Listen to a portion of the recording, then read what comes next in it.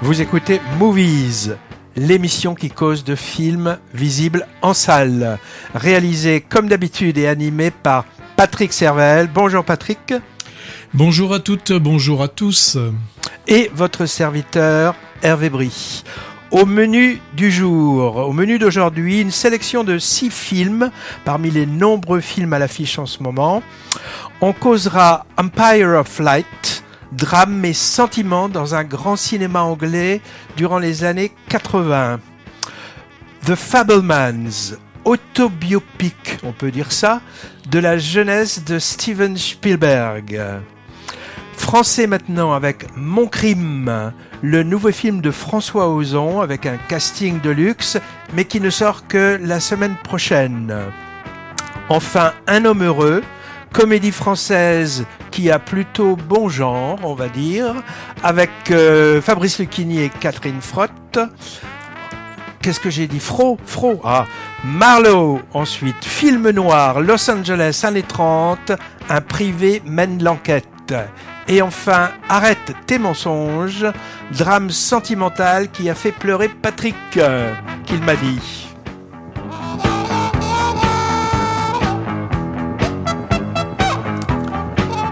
Alors, comme d'habitude, un menu à son lécher les bobines. Ouais, je sais, je l'ai déjà faite celle-là, mais bon, on n'oubliera pas nos rubriques traditionnelle, la deuxième couchée dans le viseur.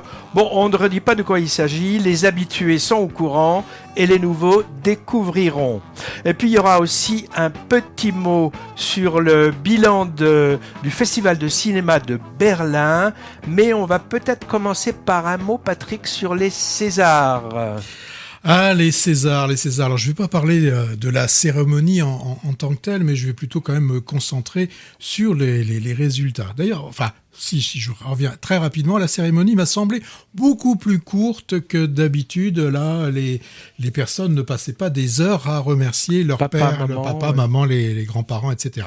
On était déjà rendu quand même à la 48e cérémonie, hein.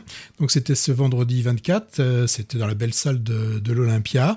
Alors le triomphe, ça a été pour la nuit du 12 de Dominique Moll, vous vous souvenez, dans les années 2000, celui qui nous avait fait Harry, un ami qui nous voulait du bien.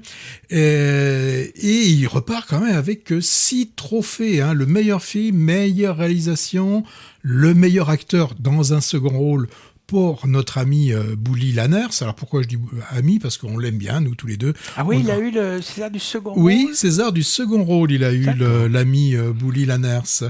Le meilleur espoir masculin pour Bastien Bouillon. Bon, en étant dans cette catégorie, ça pouvait lui assurer peut-être d'avoir un prix, mais moi je l'aurais bien vu aussi concourir pour le meilleur acteur, ça aurait été pas mal. Bon, donc aussi meilleure adaptation. Alors meilleure adaptation, je trouve c'est pas mal. Ça, on rajoute un petit prix comme ça, ça permet qu'un film puisse en profiter. Alors d'autres films aussi qui ont été bien récompensés. Il y a Louis Garrel avec son film L'Innocent. Pour lui, ça a été le meilleur scénario. La meilleure actrice, pour elle est très drôle dedans, Noémie Merlan. Ça c'est tout à fait mérité. Autre film qui a eu, alors là, plus des Césars techniques, c'est Simone, le voyage du siècle. Elle, ça a été le meilleur costume et le meilleur décor.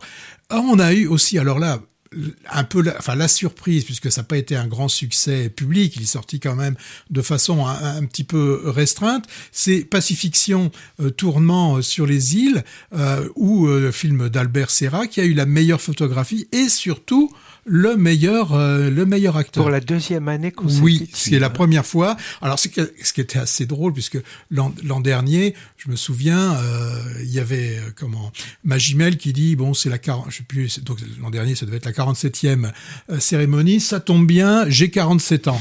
Bon, certains lui disent, ça pourrait durer, et donc c'est vrai, là, pour la 48e. L'an dernier, c'était pour rester vivant, c'est pour ça? C'est 200 vivants. Oui, ouais, 200 vivants. Qu'il avait eu, alors, j'en ai pas parlé pour le moment, mais la meilleure actrice, c'est Virginia Efira pour le très beau rôle dans Revoir Paris, le film d'Alice Vinocourt. D'ailleurs, Magimel aurait aussi mérité pour Revoir Paris parce qu'il joue dedans aussi. Là, c'est vrai que ces dernières années, là, on le voit apparaître. C'est vrai, c'est un acteur. Alors, je vais pas dire qui prend du poids, c'est pas le cas de dire, puisque de son vivant, là, il était vraiment amaigri, mais qui s'installe. Peut-être qu'il a mis un petit peu de temps, mais il devient légitime, parce qu'il n'était pas forcément... Oui, il y a eu des fractures aussi dans sa carrière.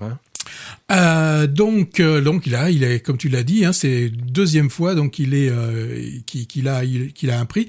Il en avait eu un à Cannes aussi. Il avait eu un prix à Cannes et le film je l'ai plus en tête, mais il avait eu aussi un prix à Cannes. Ça me reviendra peut-être tout à l'heure.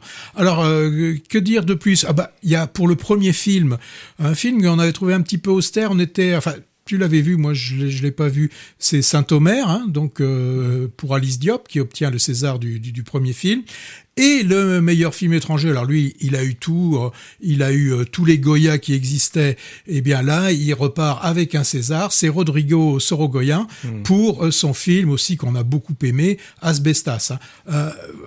Asbestas comme La Nuit du 12 faisait partie pour beaucoup de revues, de jurys de spectateurs, apparaissait vraiment dans les films qui ont été préférés pour cette année 2022. Alors je n'oublie pas Nadia Tereskevich qui pour Les Amandiers obtient elle pour le meilleur espoir féminin, le César. Et alors, tu vas nous en reparler, elle est dans Mon Crime. Et elle était aussi en concurrence, quelque part, avec Karen Marder. Rebecca Marder. Oui, Rebecca Marder. Et toutes les deux, donc on va retrouver tout à l'heure et j'en parlerai. Alors, peut-être que j'ai oublié, alors il y a eu un petit César des effets visuels.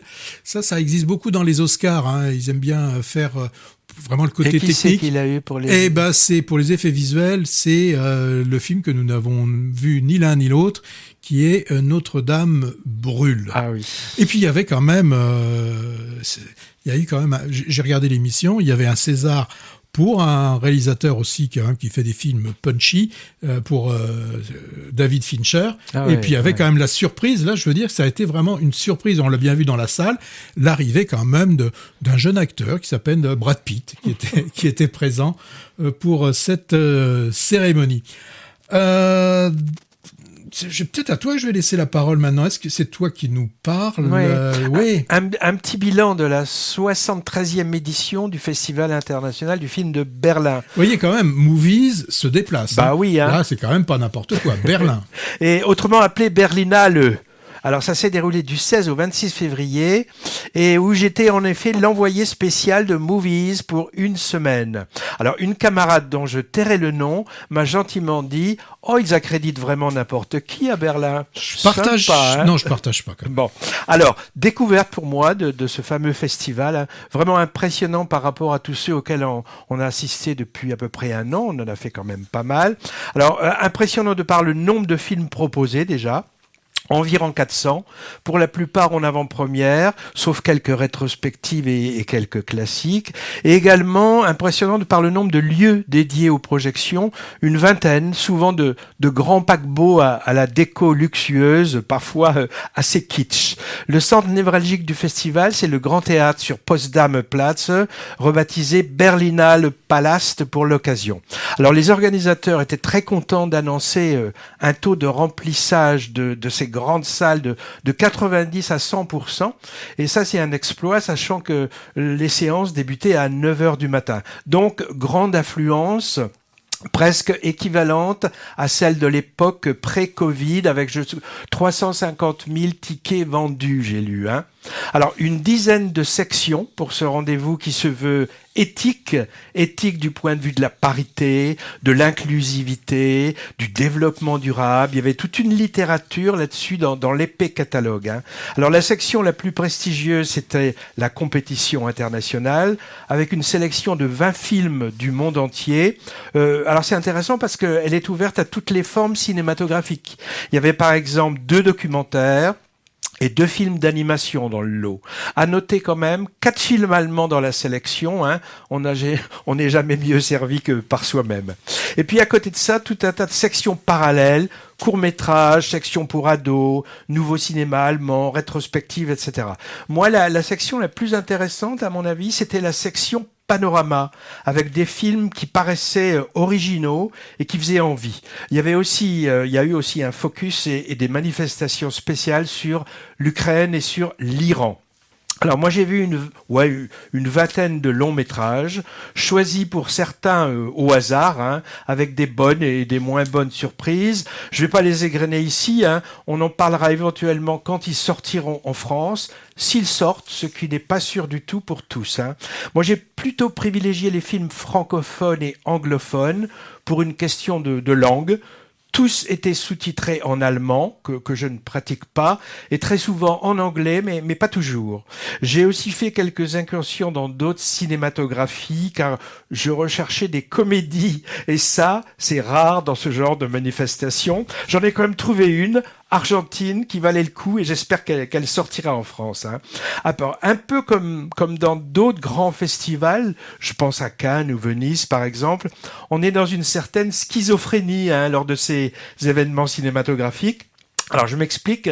On a d'un côté les soirées de gala, les hommages, les tapis rouges avec la fan zone, les people, souvent américains d'ailleurs. Par exemple, s'ils sont montrés Spielberg, il y avait un hommage à sa carrière, Bono, Cate Blanchett, John Malkovich, Sean Penn, Vicky Krieps, Daniel Defoe, Peter Dinklage. Tu vois qui c'est Peter Dinklage? C'est le petit monsieur qui joue le Tyrion Lannister de Game of Thrones. Mm-hmm.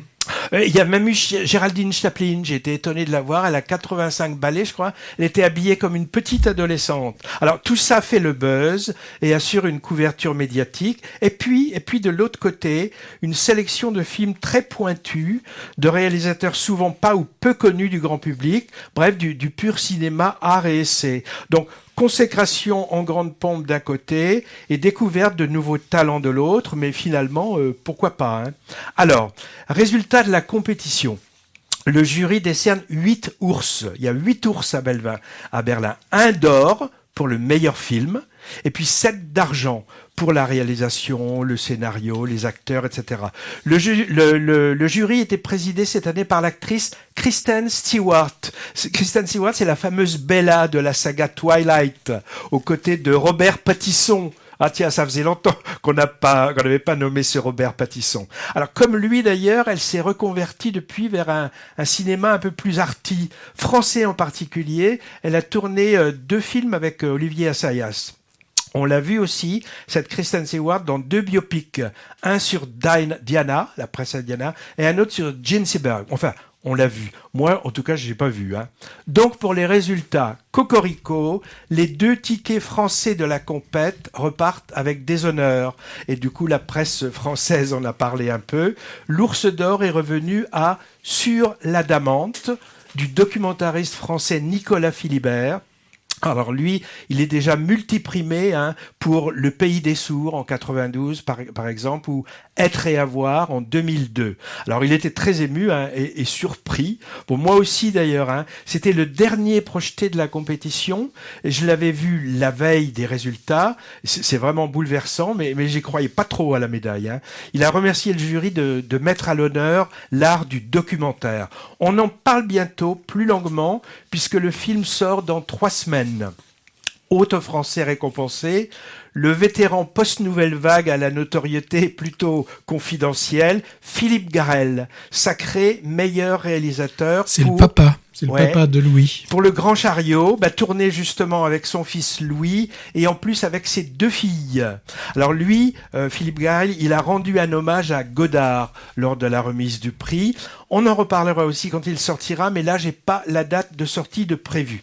Pour les autres prix, j'ai pas trop le temps là. Vous trouverez ça dans la presse pour ceux et celles que ça intéresse. Ah si, quand même, un truc étonnant, Patrick, je te l'ai dit déjà. L'Ours d'Argent, pour l'interprétation, a été donné à une jeune fille espagnole de 8 ans. 8 ans. Mmh. Alors une première dans les festivals, et une première, on peut dire peut-être aussi discutable. Dernière chose, Patrick, comme d'autres festivals importants, la Berlinale est un événement pour le grand public, la presse ciné, etc., mais également pour les professionnels du secteur, distributeurs et exploitants par exemple. Adossé au festival proprement dit, il y avait ce qu'on appelle le EFM, European Film Market, rendez-vous commercial où les films s'achètent et se vendent. T'en as acheté ? Oui, justement, c'est pour ça. J'y suis allé voir par curiosité, j'ai vu la liste. Il y avait juste 700 films sur le marché, hein. Et ça bouillonnait dans les espaces et dans les salles de projection dédiées. Je t'ai acheté 2 films en exclusivité pour ton festival d'Estin d'Oeil cet été. Mais je te dirai lesquels hors antenne, car le deal est confidentiel. Voilà pour Berlin. Pour Berlin avant Cannes en mai peut-être, hein, on verra. On verra. Alors, on parle des films à l'affiche. Oui, moi je vais vous parler de Mon crime. On a eu la chance, il y a juste une semaine, c'était le lundi, d'avoir François Ozon et 2 de ses actrices qui étaient présentes pour la projection en avant-première de ce film, donc Mon crime d'Ozon, et c'était au Jean Eustache. Alors, Mon crime, je vais situer un petit peu donner le pitch. On est dans les années 30 à Paris et on a Madeleine Verdier qui est une jeune et jolie actrice, mais apparemment sans le sou et peut-être aussi sans beaucoup de talent, et elle est accusée du meurtre d'un célèbre producteur. Et là, elle va être aidée par sa meilleure amie Pauline, qui est elle aussi quelqu'un qui est sans travail, mais qui est une jeune avocate, et elle va être acquittée pour légitime défense. Alors là, la nouvelle vie va commencer parce que le fait de la réussite, enfin d'avoir été acquittée à ce crime, va faire qu'elle va pouvoir mener la grande vie, mais jusqu'à ce qu'à un moment donné, la vérité éclate au grand jour. Et là, vous irez voir ce film, cette comédie proposée par François Ozon, qui revient à l'adaptation d'une pièce de théâtre comme il nous l'avait déjà fait au moins 2 fois. Souvenons-nous de 8 femmes ou du film Potiche, les 2 avec la Deneuve. Alors, est-ce que c'est du théâtre filmé ? Non. Ozon, il maîtrise bien son sujet et c'est bien d'un film de cinéma dont il s'agit là. Il y a un souci du détail, alors aussi bien au niveau des costumes que dans la reconstitution de l'époque, mais qui vous saute pas au visage. Vous savez, des fois dans certains films, on voit juste la voiture de l'époque qui a bien été, on a donné un coup de polish pour qu'elle soit belle. Non, là, ça passe très très très bien. Alors. On a pu échanger avec le réalisateur qui nous a dit, oui, pour certaines des demeures, il a été obligé d'aller par exemple en Belgique pour trouver par exemple la superbe demeure de ce producteur avec une piscine un petit peu. On aurait pu se trouver dans un film sur Hollywood. Et alors, pour juste un petit détail pour ceux qui le connaissent, à un moment donné, il y a une projection de film. Donc, on est dans le film, on est dans un cinéma. Et vous reconnaîtrez, si vous le connaissez, le cinéma Luxor de Barbès. Très beau cinéma qui a été refait il y a quelques années. Alors, quand on voit ce film, on pense forcément à des films comme ceux de Sacha Guitry, comme lui savait les faire, avec des dialogues très recherchés, souvent très drôles, et aussi ce qui est agréable avec ce film, avec une très bonne diction, c'est-à-dire qu'on n'est pas obligé de tendre l'oreille. Là, il y a vraiment un grand travail au niveau des acteurs. Alors, les actrices nous le disent aussi, elles ont eu cette énorme chance de pouvoir faire des répétitions, ce qui est assez rare au cinéma, à l'inverse bien sûr du théâtre où on fait forcément des répétitions. Là, elles ont eu un petit peu ce luxe. Alors, et puis les dialogues dont je parle, ils sont pas dits par n'importe qui. Ainsi, on a Fabrice Lucchini. Alors là, il est plus Jouvet d'ailleurs que Lucchini. Il nous joue un rôle d'un juge d'instruction particulièrement mauvais, qui est du style en fait à exceller dans les erreurs judiciaires. C'est un peu sa spécialité. Côté masculin, elle a aussi une surprise, c'est Danny Boone qui a troqué son accent d'origine plutôt du nord de chez les Ch'tis pour prendre plutôt celui de la cité du pastis. C'est assez beau et on a l'impression là plutôt de repartir vers des films de Pagnol. On a aussi, puisqu'il fait partie de la troupe, du Solier qui passe faire, je vais pas dire une apparition, mais qui a un second rôle. Alors, côté rôle féminin, les 2 principales actrices, qui étaient d'ailleurs nommées au César, et une a eu le César pour les espoirs. Les espoirs. Ouais. On a Nadia Tereskiewicz, donc maintenant auréolée de son César pour Les Amandiers. Elle est remarquable de drôlerie. Là, elle est blonde platinée, elle est super.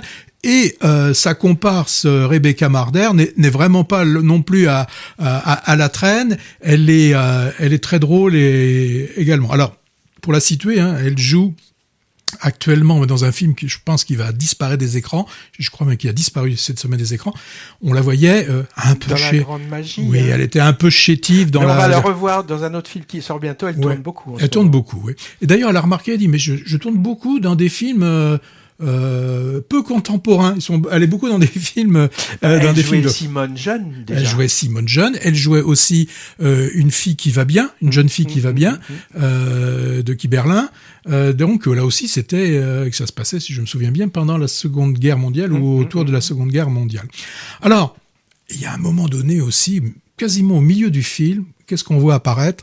On voit apparaître Sarah Bernard. Enfin, je veux plutôt dire, là, c'est notre actrice caméléon, la Huppert, l'Isabelle Huppert, qui est encore plus folle que dans 8 femmes. Là, je pense qu'elle a dû prendre un pied énorme, à cabotiner comme c'est pas possible. Elle joue une actrice, qui cabotine. Qui cabotine, c'est absolument remarquable. Bon, je vais pas divulgacher. Bon, je vous dis que c'est une très bonne comédie, très bon dialogue, interprétation de haut vol, des décors, des costumes de qualité. Et en plus, le film ne fait pas 4h12. C'est bien, il doit faire 1h40 ou un truc comme ça. Donc, il y a un côté quand même pamphlet féministe qui replace quand même les choses à leur place, puisque là, les femmes sont jugées uniquement par une justice constituée uniquement d'hommes. Donc là, il y a un petit volet intéressant qui est fait.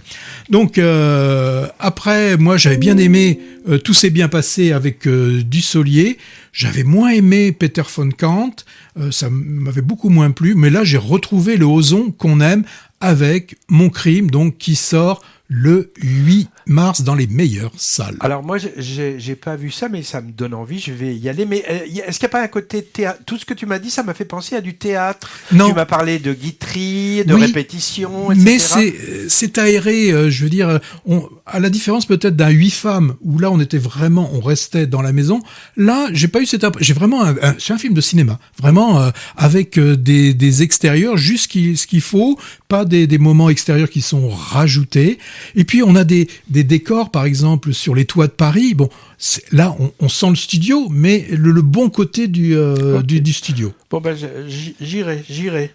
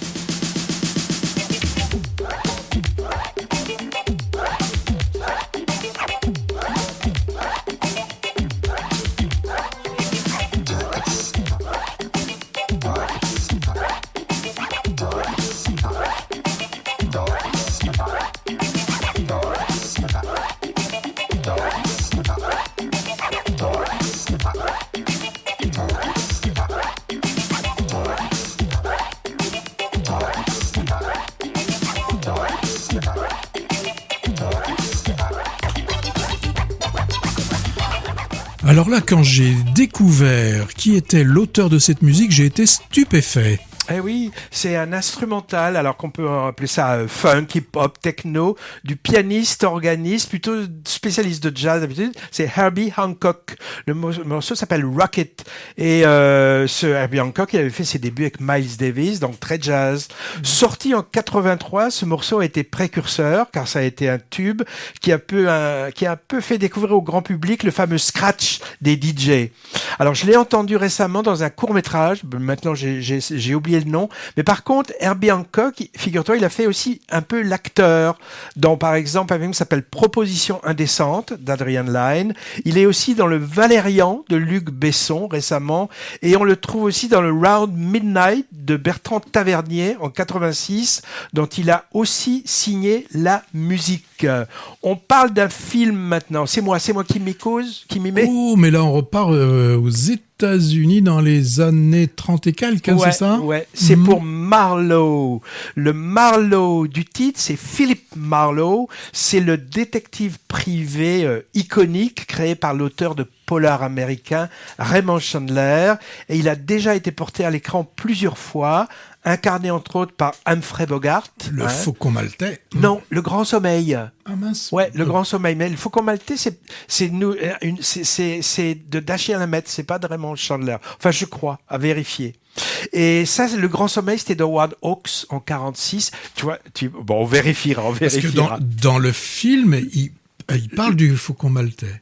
Ah, mais peut-être, mais il y a peut-être un petit clin d'œil. Ouais, je vais vérifier. Robert Mitchum aussi l'a interprété dans Adieu ma jolie de Robert Altman.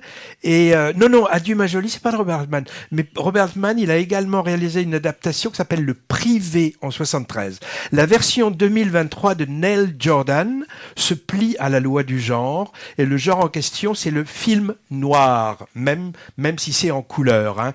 Californie, années 30, comme tu disais, 39 plus précisément, bureau du fameux détective, ancien policier qui a gardé des contacts étroits et bien utiles avec ses anciens collègues, arrive une cliente, blonde, énigmatique et classieuse, comme de bien entendu, et dont on sent bien qu'elle ne dit pas tout.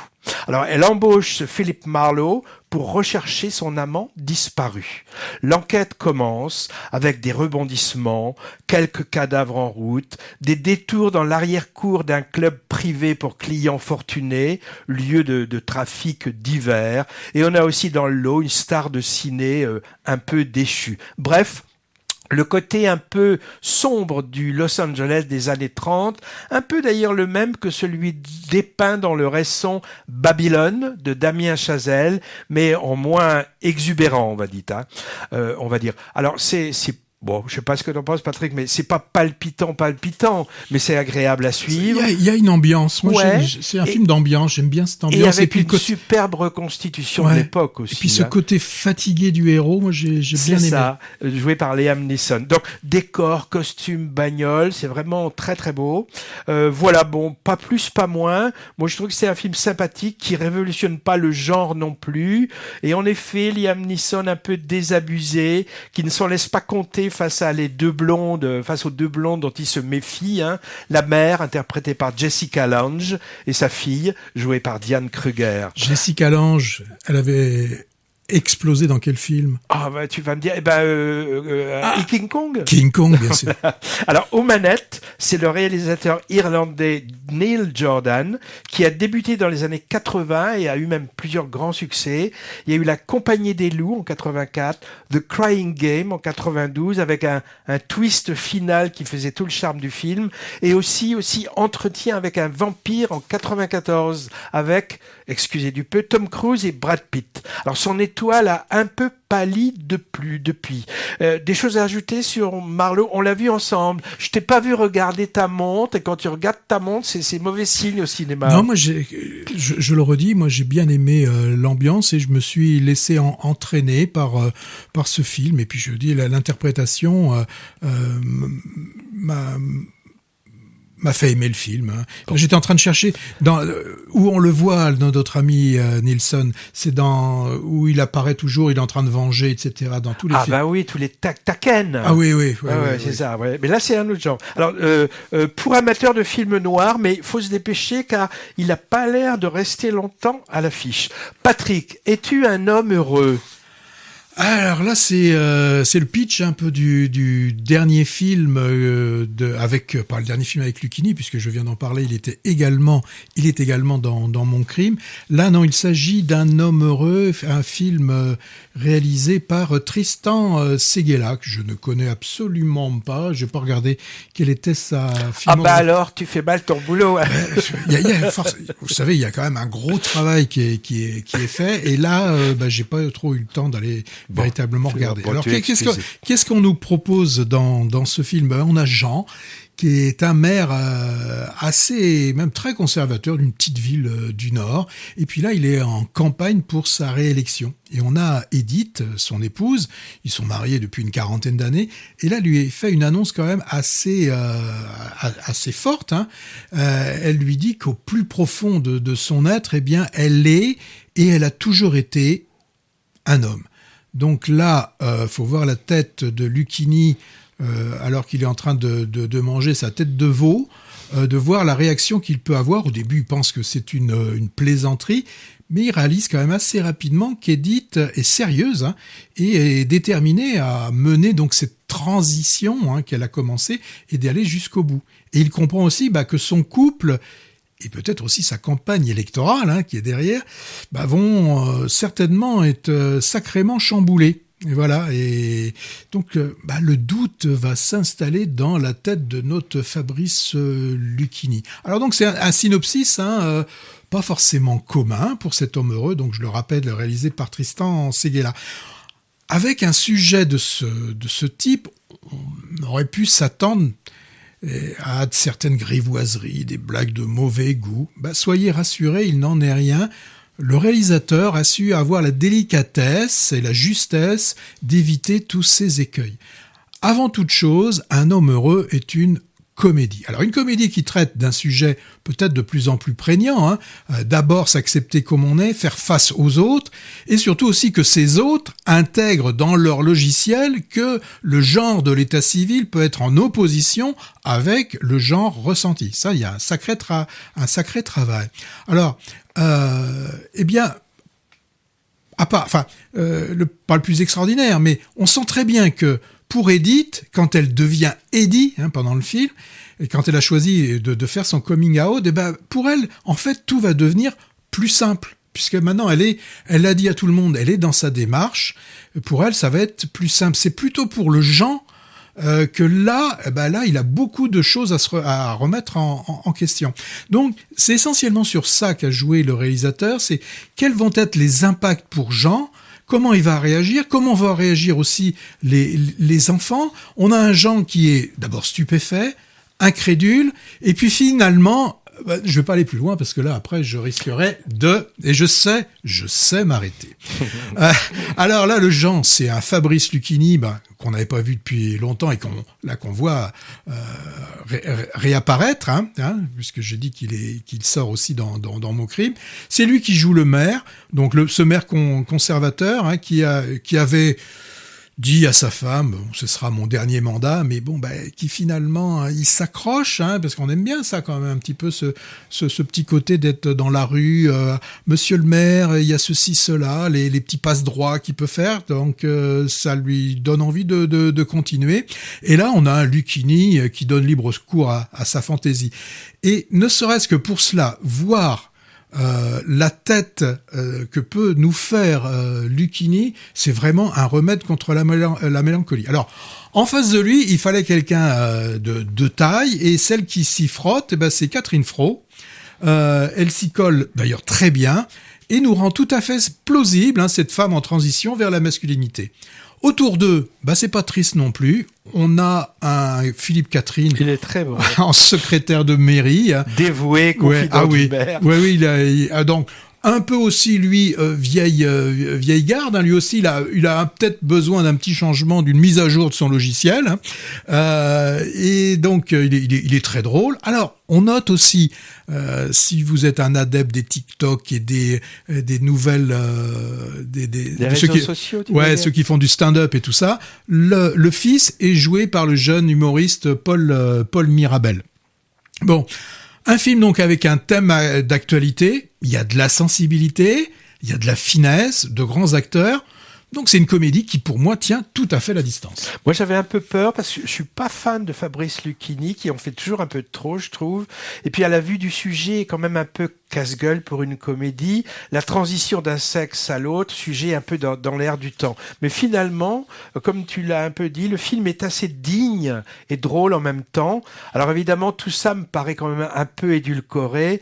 On croit moyen qu'un notable de province réac et homophobe puisse sans trop de soucis accepter les changements évoqués dans le film. Bon, c'est une comédie. J'ai trouvé par exemple que les scènes de discussion avec le groupe de parole sur les genres étaient très bien drôles et pédagogiques en même temps, hein. Alors on l'a vu le jour de sa sortie, une première séance considérée comme test pour le succès d'un film, et la salle était plutôt bien remplie, donc ça devrait marcher pas mal question box-office. Je sais pas ce qu'il en est 15 jours après. Et j'ai regardé les résultats, c'est moyen, mais c'est pas mal. Ok. On en est où, là? On en est d'un peu de musique, peut-être, là. On doit souffler.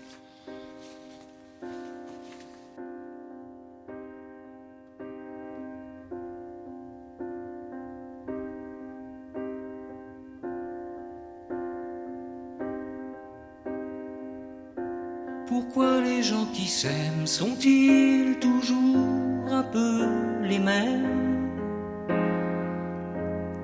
Ils ont quand ils s'en viennent le même regard d'un seul désir pour deux.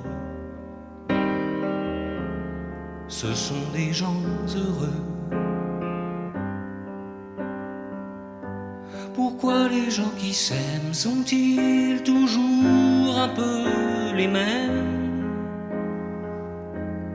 Quand ils ont leurs problèmes, bah y a rien à dire, y a rien à faire pour eux. Ce sont des gens qui s'aiment. Et moi je te connais à peine, mais ce serait une veine qu'on s'en aille un peu comme eux.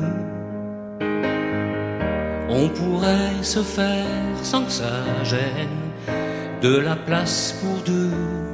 Mais si ça ne vaut pas la peine que j'y revienne, il faut me le dire au fond des yeux. Quel que soit le temps que ça me prenne, quel que soit l'enjeu, je veux être un homme heureux.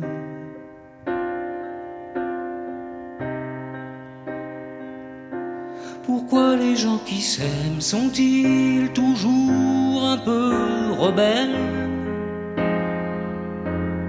Ils ont un monde à eux que rien n'oblige à ressembler à ceux qu'on nous donne en modèle. Pourquoi les gens qui s'aiment sont-ils toujours un peu cruels? Quand ils vous parlent d'eux, il y a quelque chose qui vous éloigne un peu. Ce sont des choses humaines.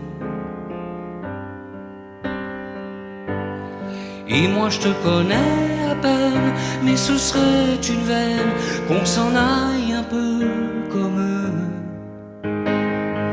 On pourrait se faire sans que ça gêne de la place pour deux.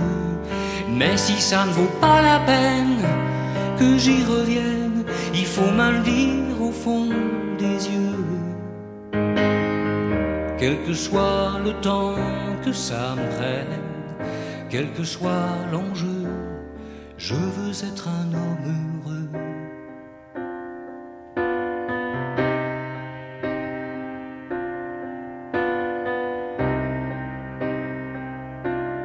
Je veux être un homme heureux. Je sais plus si... Je veux être un homme heureux. Il a parlé, Patrick, alors que le micro était ouvert. Oui, je sais plus s'il y a les applaudissements à la fin. Ils y sont. Un homme heureux, hein, classique de William Sheller, daté de 91, entendu au générique de fin du film du même nom dont tu viens de nous parler, Patrick. Donc un homme heureux. Curieusement, j'ai appris, William Sheller est dans le casting du premier film de Yolande Moreau, en tant que réalisatrice, aux côtés de, écoute bien, Grégory Gadebois, Sergi Lopez, François Morel et Noémie Lvovsky, une bonne partie de la bande de la Grande Magie finalement. Hein. Le film s'appellera Même au milieu des ruines et devrait sortir dans l'année. En cause de quoi maintenant ? D'un jeune acteur qui a fait, d'un jeune réalisateur qui a fait un film. C'est vrai. The Fabelmans. C'est le nom d'une famille, The Fabelmans. Dernier, ou plutôt nouveau film. Alors, je sais pas si ce sera le dernier, hein, mais il y a un côté un peu testamentaire quand même, hein, de Steven Spielberg, un des géants de ce mouvement cinématographique qu'on appelle le Nouvel Hollywood, qui modernisa le cinéma américain au début des années 70, avec des gens comme Coppola, Scorsese, Brian De Palma, George Lucas, entre autres. Hein. Les médias français et internationaux ont beaucoup parlé de Spielberg et de son film sorti en France la semaine dernière, article fleuve dans Télérama, dans Libération, rétrospective et conférence de presse à la Berlinale où il s'est beaucoup expliqué sur son film. Bref, beaucoup de choses ont été dites déjà. Le film est sorti aux États-Unis il y a quelques mois et il a été un flop complet au box-office, comme d'ailleurs le précédent film de Spielberg, le remake de West Side Story. Ça n'empêche pas qu'il est nominé à plusieurs 5 ou 6 Oscars. Alors, il faut dire que le côté un peu intimiste et autobiographique détonne par rapport à ces blockbusters passés, des Dents de la Mer en 75 à Indiana Jones en passant par E.T., Jurassic Park, La Guerre des Mondes ou Minority Report. Là, Spielberg met en scène sa propre enfance. Oui, vas-y, Patrick. Ouais, mais des flops, il en a eu. Hein. Ah oui, il en a eu. Moi, je me souviens particulièrement, c'était son 3e ou 4e film, c'est quand il a fait 1941. C'est vrai. Qui a été un flop extraordinaire. Ouais. Après Les Dents de la Mer ou un truc comme ça. Ouais, un peu après Les Dents de la Mer, ouais. Alors là-dedans, donc, est mis en scène la propre enfance et adolescence de Spielberg, qui s'articule autour de 3 choses: sa découverte du cinéma et ses premiers tournages amateurs, sa vie familiale, qu'on pourrait qualifier de tourmentée, et aussi un peu son judaïsme, ou doit-on dire sa judéité ou son judaïsme, je sais pas trop. Judaïté, plutôt, ouais, je pense. Ça nous donne des moments vraiment superbes, hein, comme quand on voit le petit de tenter de recréer des scènes vues en salle à la maison, avec une caméra que ses parents lui ont offert. Quand il filme, par exemple, sa maman un peu space, qui danse, c'est vraiment très émouvant. Quand il tourne le film de sa promo au lycée et nous démontre le pouvoir de la mise en scène pour détourner le réel, avec l'aide du montage et des trucages, ou quand, façon thriller, sans doute, moi je trouve un des plus beaux moments du film, il se rend compte que la caméra enregistre des choses que l'œil ne voit pas forcément, et peut même mettre à jour un secret familial. Ou encore, must final, sa rencontre pour une brève masterclass avec un cinéaste iconique, joué avec délectation par un interprète iconique lui aussi, j'en dis pas plus. Alors, on pourrait penser qu'il s'agit d'un film genre un peu égo-trip, nombriliste, du genre « Voyez comme je suis devenu un génie », mais moi j'y ai pas vu ça.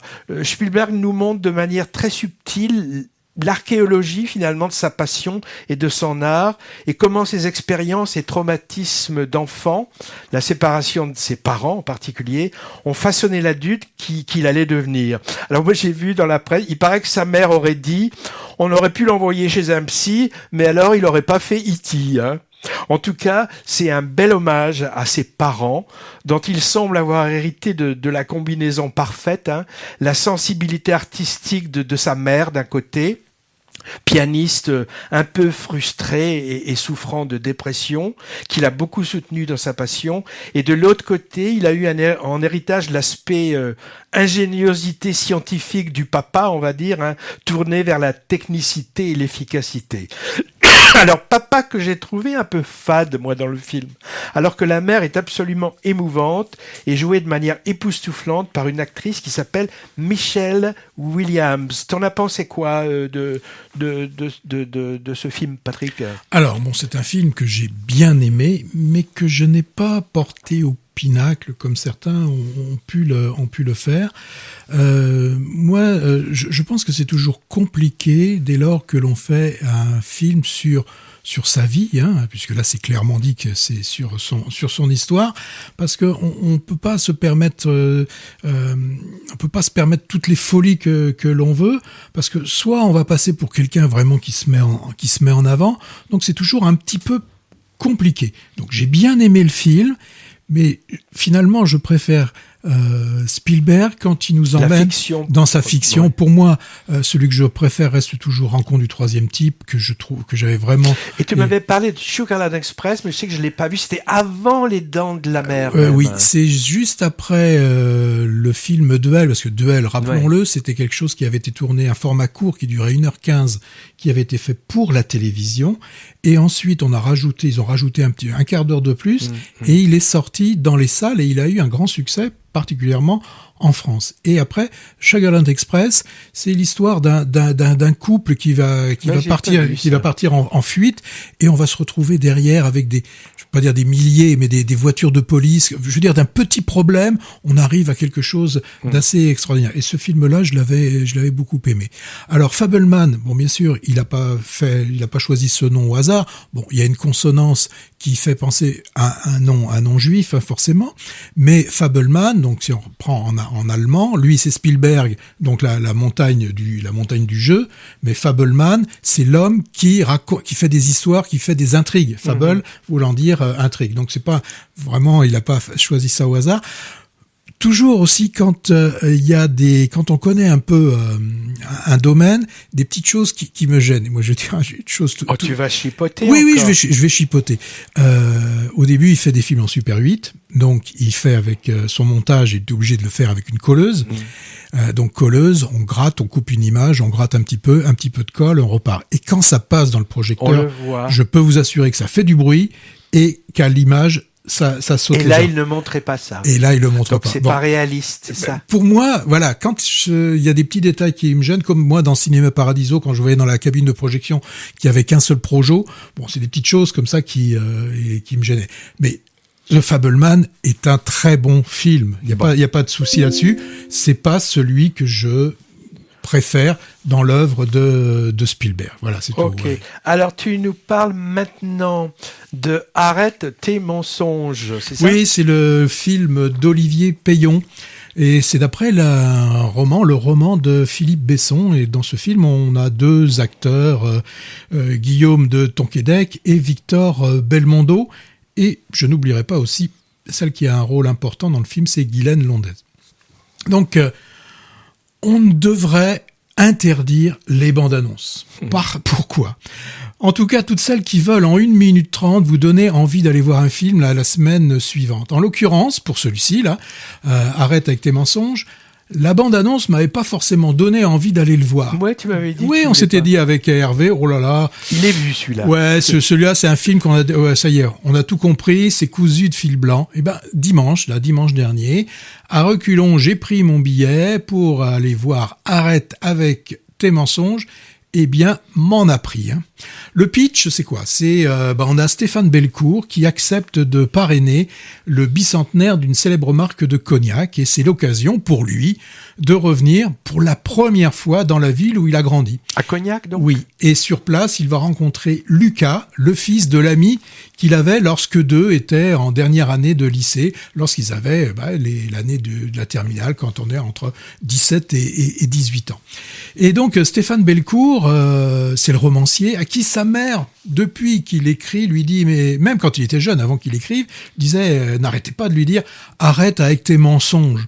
Alors que lui, romancier en herbe, il ne faisait qu'inventer des histoires aux personnes qu'il pouvait rencontrer. Dès lors qu'il voyait quelqu'un, il imaginait des choses.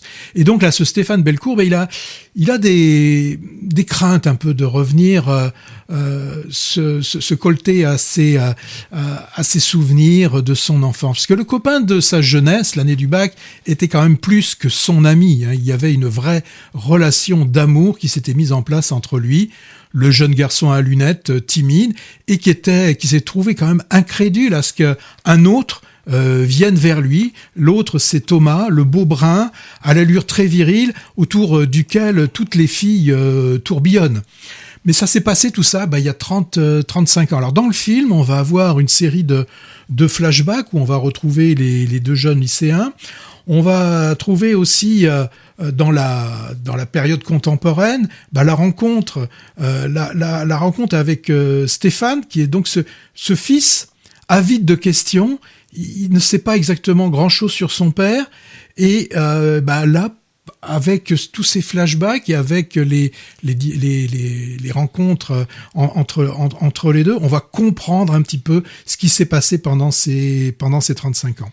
Alors pour ces jeunes, être amoureux quand on est des jeunes garçons, alors ça peut se vivre différemment, selon que l'on sait que, et ça c'est le romancier, quand on sait qu'il va quitter à un moment donné la ville, peut-être que c'est plus simple d'accepter cette homosexualité, alors qu'à l'inverse, quand on sait qu'on va rester dans cette petite ville, peut-être qu'il est préférable, et en tout cas c'était d'une époque des années 80, de rester dans le closet, de rester un peu dans l'obscurité.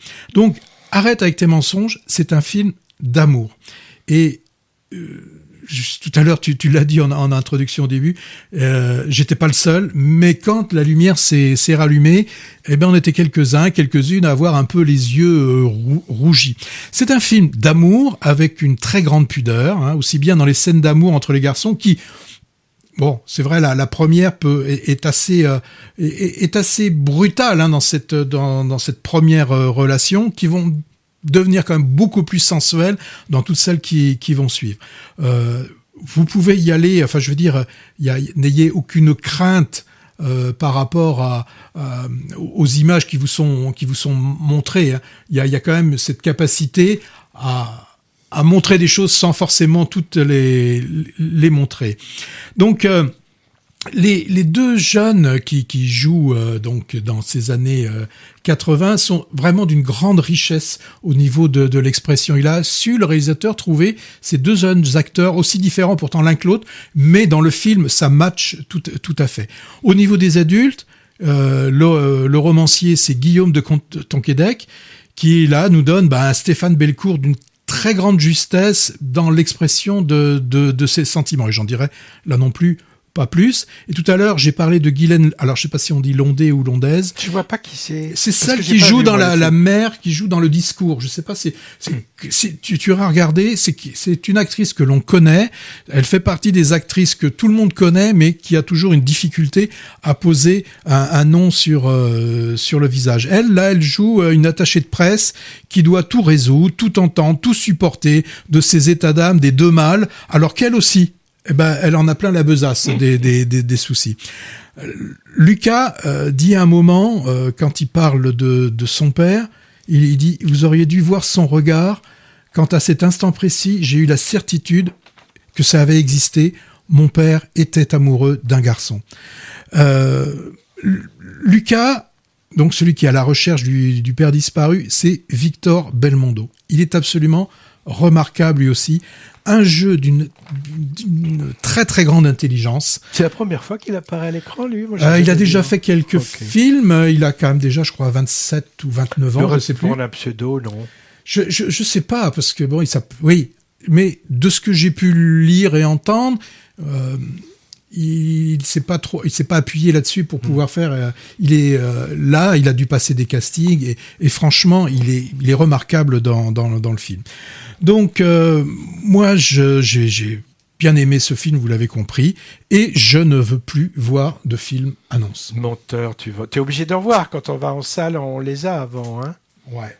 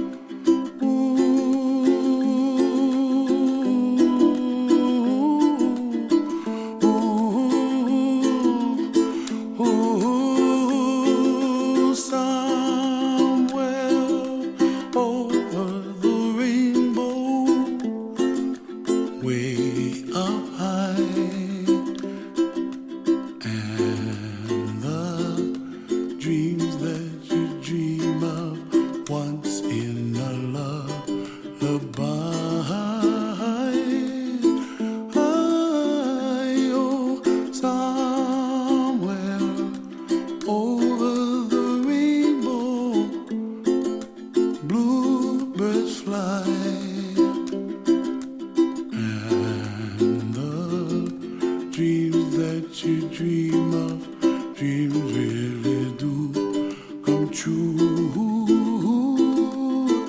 Ooh, someday you wish upon a star, wake up where the clouds are far behind me,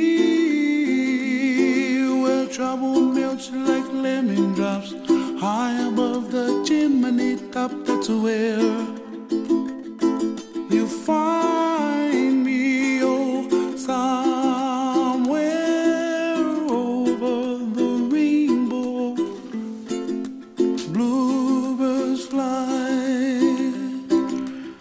Alors dis-nous Hervé, quel est le Over rapport the Rainbow. avec le cinéma C'est la hormis- reprise du fameux titre sirupeux chanté par Judy Garland dans Le Magicien d'Oz de Victor Fleming en 1939, revisité par tout un tas de gens. Cette version des années 90, elle a été interprétée, on a dû la couper là, parce qu'on est un peu charrette, par un chanteur tahitien à la voix d'ange mais au physique de géant. Je vais quand même dire son nom, hein. Israël Kamakawiwo'ole.